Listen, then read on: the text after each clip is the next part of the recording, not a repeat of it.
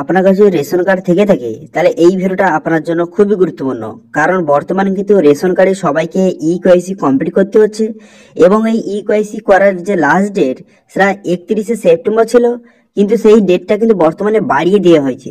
এখন বর্তমানে নতুন এর লাস্ট ডেট কবে রয়েছে সেটা বলবো, এবং বর্তমানে নতুন পদ্ধতিতে কিভাবে রেশন কার্ডে ইকেওয়াইসি কমপ্লিট করবেন তা স্টেপ বাই স্টেপ আপনাদের বলে দেবো। কারণ রেশন কার্ডে যদি ইকেওয়াইসি না করেন তো সেক্ষেত্রে কিন্তু আপনার রেশন কার্ড বন্ধ হয়ে যাবে এবং রেশন কার্ডে আপনি কিন্তু আর রেশন সামগ্রী পাবেন না।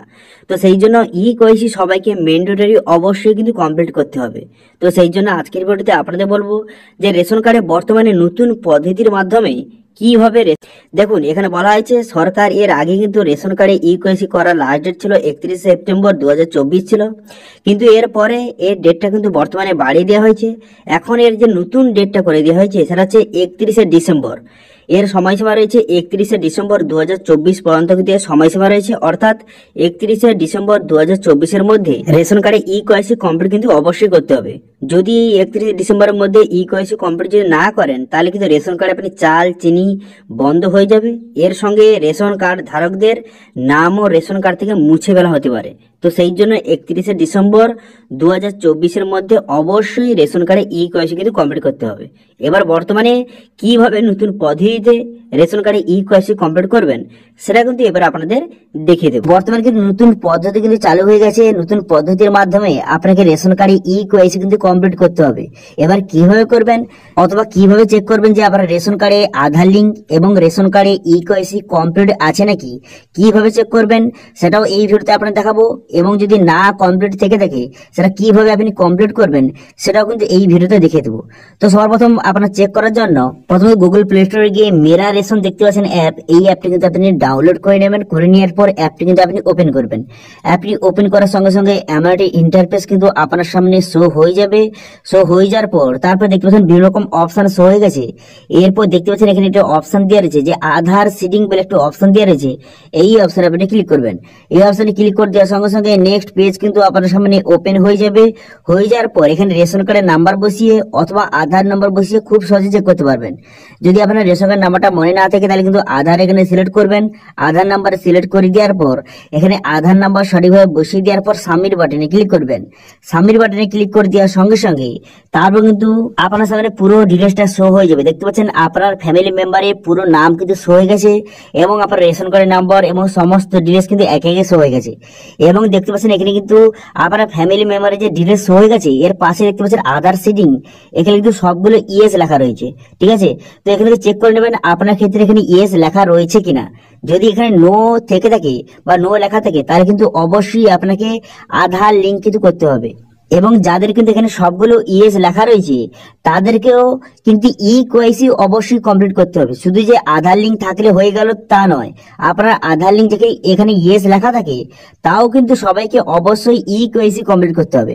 তো ইকেওয়াইসি এবার আপনার রেশন কার্ডে অ্যাক্টিভ আছে বা করা আছে নাকি সেটা চেক করার জন্য এখানে দেখতে পাচ্ছেন এখানে ভেরিফাই রেশন কার্ড বলে একটা অপশন রয়েছে, এই অপশনে আপনি ক্লিক করবেন। রেশন কার্ড অফিসিয়াল ওয়েবসাইটে এসে ভেরিফাই রেশন কার্ড অপশনে ক্লিক করবেন। ক্লিক করে দেওয়ার সঙ্গে সঙ্গে তারপর নেক্সট পেজ কিন্তু আপনার সামনে ওপেন হয়ে যাবে। তারপর আবার কি করবেন, তারপর কিন্তু আপনার রেশন কার্ড নাম্বার বসিয়ে ক্যাপচাটা বসিয়ে এখানে দেখতে পাচ্ছেন সার্চ অপশনে কিন্তু ক্লিক করবেন।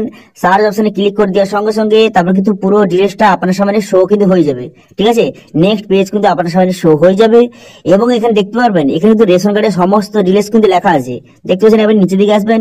নিচের দিকে আসার পর একটু নিচের দিকে আসলে এখান থেকে খুব সহজে দেখে নিতে পারবেন যেখানে কিন্তু আপনার রেশন কার্ডে এখানে আধার নাম্বার মোবাইল নাম্বার কিন্তু লেখা রয়েছে।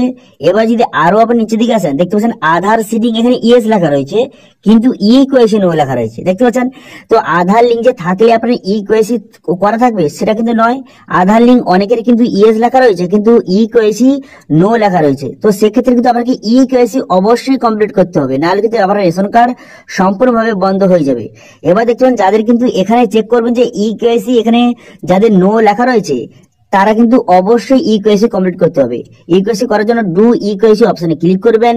এই অপশনে ক্লিক করে দেওয়ার সঙ্গে সঙ্গে নেক্সট পেজ ওপেন হয়ে যাবে। এখানে কিন্তু রেশন কার্ডের নাম্বার বসাবেন, বসিয়ে সার্চ অপশনে ক্লিক করলে তারপর কিন্তু আপনার এখানে নাম এবং আপনার সমস্ত ডিটেইলস কিন্তু শো হয়ে যাবে। এবং এখানে দেখতে বলা হচ্ছে এখানে আপনাকে ইকেওয়াইসি করতে বলছে।